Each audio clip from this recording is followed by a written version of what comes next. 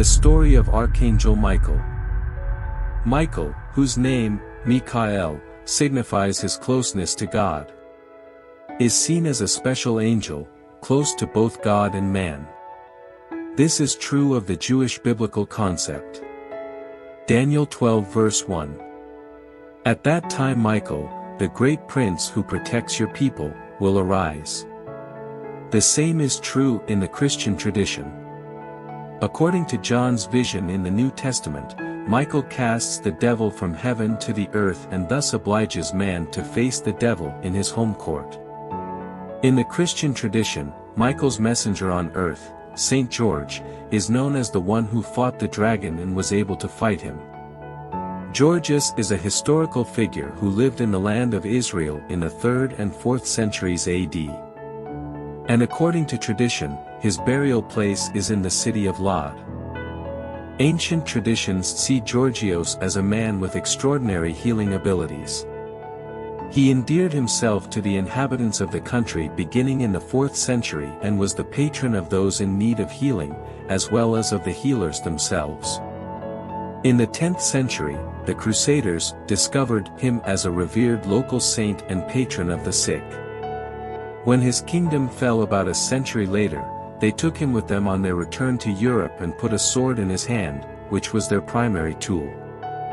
Over the next few hundred years, the distinct portrait of Georgios was gradually blurred, merging with the portrait of the Archangel Michael.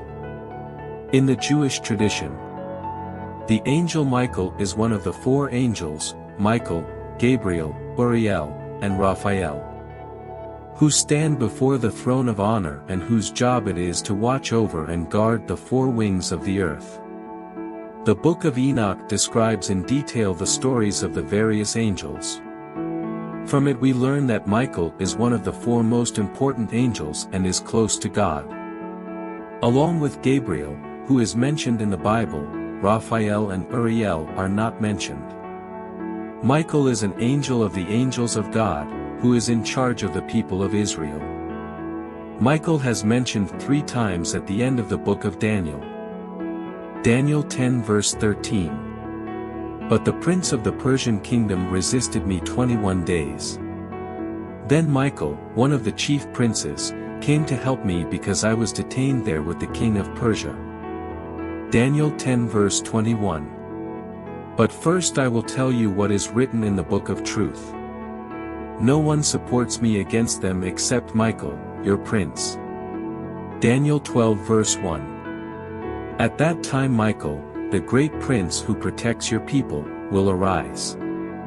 However, in the Bible and in later writings, many unnamed heavenly messengers are mentioned, who are responsible for a multitude of actions, from preventing the sacrifice of Isaac by Abraham to the struggle against Jacob.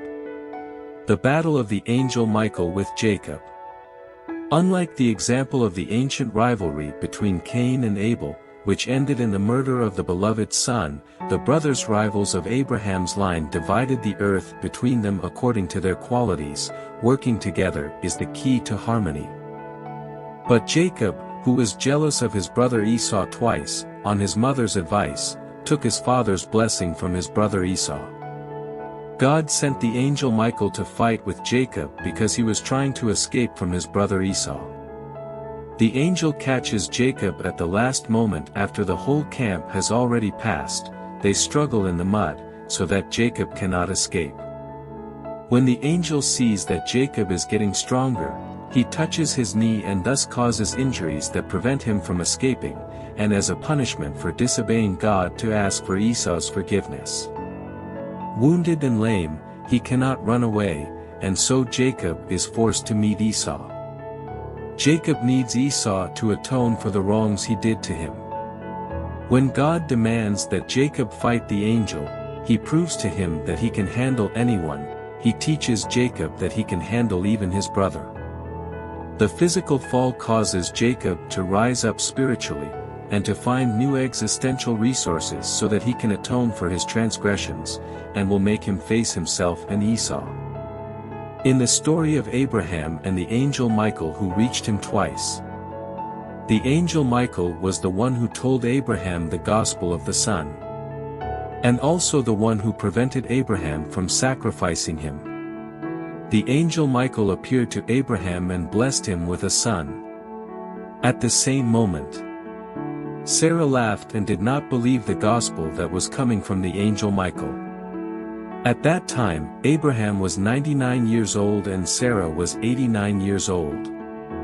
When she doubted the gospel of the son of the angel Michael, she thought that the angel Michael was an ordinary person whose words were not to be taken seriously. Archangel Michael in the binding of Isaac. Genesis 22 verse 2. Then God said, "Take your son, your only son, whom you love, Isaac, and go to the region of Moriah. Sacrifice him there as a burnt offering on a mountain I will show you." Abraham was commanded by God to take his son to the land of Moriah and offer him a sacrifice. Abraham rushes to fulfill God's commandments and goes to Mount Moriah. When they reach Mount Moriah, Abraham builds the altar, and does not share with Isaac in its construction. Genesis 22 verse 10. Then he reached out his hand and took the knife to slay his son.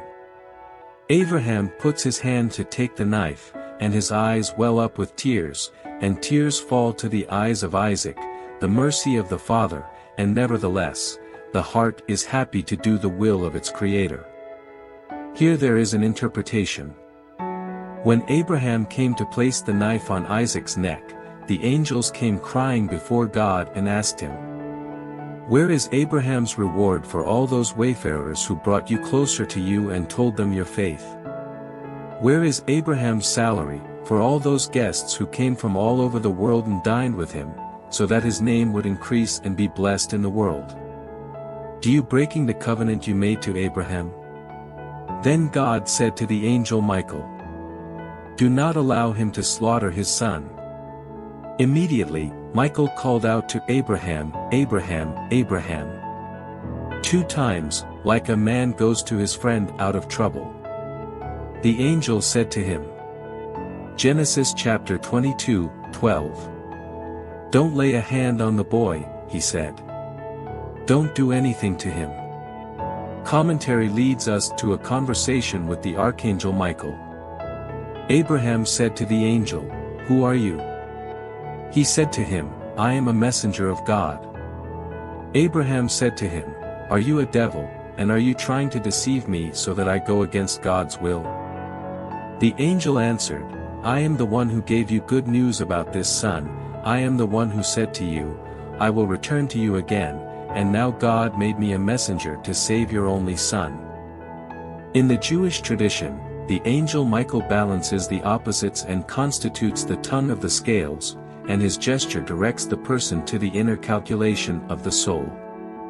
The figure of the Archangel Michael stands in the middle, between the world visible to the senses and the realm hidden from them.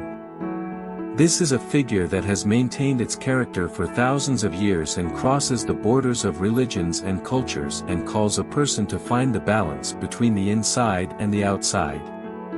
He is always represented as fun and inspiring, and supports all those who fight bravely against the forces of evil. He is an awe-inspiring warrior, the Prince of Armies, a righteous warrior and a helper to those facing difficulties. He is also called the benevolent angel of death, because he leads us to immortality, being at the same time the one who weighs our souls on Judgment Day, while putting our good and bad deeds on the scales.